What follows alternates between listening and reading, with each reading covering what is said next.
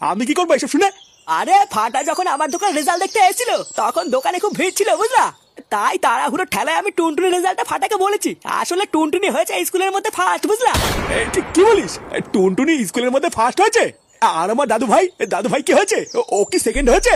আরে না গো নান্টুদা, পরে আমি ভালো করে চেক করে দেখলাম তোমার নাতি ফাটা তো ফেল করেছে। কি? এই হ্যাঁ গো, পুরো স্কুলের মধ্যে তোমার নাতি আর এই কেউটে এই দুজনেই ফেল করেছে। এই লেওড়া দেখেছো তো দেখেছো ওই খানকে ছেলেকে আমি কেন মারছিলাম তুমি এবার দেখেছো? এ বাড়া, সারা গ্রামে আমার মান সম্মানে গুষ্টির গুদ মারা গেল রে।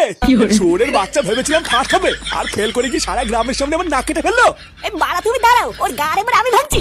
এই না, তুই অনেক করেছিস, এবার যা করার চুদমানি আমি করবো।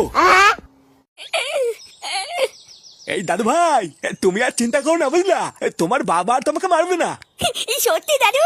এই হ্যাঁ গো দাদু ভাই, এবার তোমার বাবা আর তোমাকে মারবে না, তোমার সেটা তো এবার আমি ভাঙবো।